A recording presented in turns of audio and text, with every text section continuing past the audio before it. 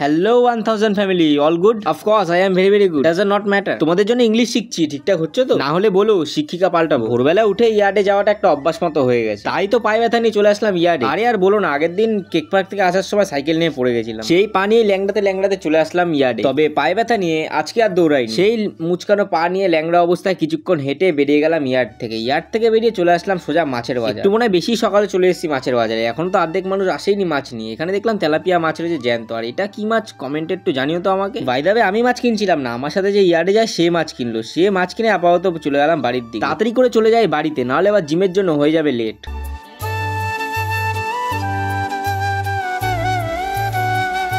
চলে আসলাম বাড়িতে এসেই সঙ্গে সঙ্গে আবার ব্রাশটা নিয়ে বেরিয়ে পড়লাম। চলো তাড়াতাড়ি করে ব্রাশটাকে কমপ্লিট করে নিই। তো ফাইনালি খাওয়া দাওয়া কমপ্লিট করে এখন আমরা বেরিয়ে পড়লাম জিমের উদ্দেশ্যে যাওয়ার জন্য। ওয়ার্কআউটে ছিল আজকে শোল্ডার আর লেগ। চলো তাড়াতাড়ি করে আগে ওয়ার্কআউটটা কমপ্লিট করে নিই। কিছুক্ষণ টানা ঘাম ঝরানোর পরে ফাইনালি হলো আমাদের ওয়ার্কআউট শেষ করতেই পেয়ে গেল বিবস্ত্র খিদা। তাই তো চলে আসলাম তাড়াতাড়ি করে বাড়িতে। কিন্তু এক সেকেন্ড, পাশের বাড়ি কাকি ডাকছে কেন আমাকে? ও আচ্ছা, এই দৃশ্যটা দেখার জন্য হয়তো ডেকেছে আমাকে। প্যাপি ডাইপার পরিয়ে ভাইকে বেঁধে রেখেছে। ছেলেটা বেঁধে রেখেছো কেন এইভাবে? মার দেবো। তো ফাইনালি বন্ধুরা ফ্রেশ চলে এসেছি ঘরে, আর এখন আপাতত খাওয়া দাওয়াটা কন্টিনিউ করছি। আর এখানে দেখো কম্পিউটার চালাচ্ছে, দেখো ক্যামেরা দেখলা দরজা ভাই। যাই হোক, এখানে আপাতত ডালিয়া খাচ্ছি, পাস্তা, দুটো ডিম আছে, আর আপাতত কিছু না, গরিব মানুষ তাই বেশি কিছু খেতে পারি না। তোমরা যদি একটু টাকা পয়সা ধার দাও তাহলে হয়তো খাওয়া দাওয়া জুটবে আমার কপালে 3 বেলা।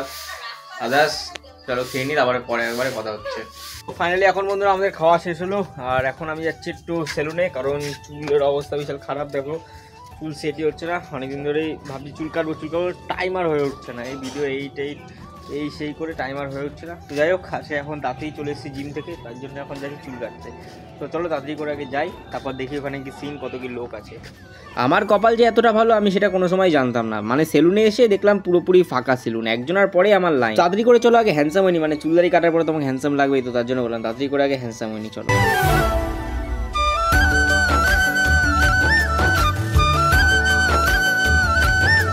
তো ফাইনালি হেয়ার কাট করা হয়ে গেছে, আর ফাইনাল রেজাল্ট তোমরা দেখতে পাচ্ছ কেমন লাগছে আমার লুকটা। তো ফাইনালি চলে আসলাম বাড়িতে, আর এখন আপাতত চান ফান করবো, ফ্রেশ হবো, আর আপাতত তারপরে ভিডিওটা এডিট করবো। তো চলো একবারে ফ্রেশ হয়ে তারপর গিয়ে ভিডিওটা একবারে পরে কন্টিনিউ করছি।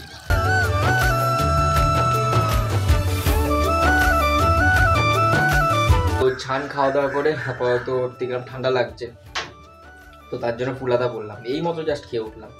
তো এখন আপাতত একটু ঘুমাবো, আর ব্লগটা একবারে বিকালবেলা কন্টিনিউ করছি। তো ফাইনালি হয়ে গেছে এখন সন্ধ্যা, আর আমি কেক পার্কে যাওয়ার জন্য হয়ে গেছি এখন প্রস্তুত। তাই বেশি ভাট না বকে আপাতত রওনা দিলাম কেক পার্কে যাওয়ার জন্য। কিন্তু কেক পার্ক ফাঁকা কেন থাকে? একদিকে ভালোই, আমাদের মতো সিঙ্গেল ছেলেরা এসে বসার জায়গা অবশ্যই পেয়ে যায়। সন্ধ্যের শুরুতেই যদি এরকম বসে এক কাপ চা হয় তাহলে তো একদম জমেই যায় সন্ধ্যেটা আর কি। মশা জিনা হারাম করে দিল বন্ধুরা, একটা জিনিস দেখাচ্ছি দেখো। কালকে একটা ধূপকাঠির ব্যবস্থা করতে হবে, বাপরে বাপ, মশা জমিছি দেখো। দৌড়, এত মশা বসে যায় নাকি? তার জন্য চলে আসলাম বাড়িতে।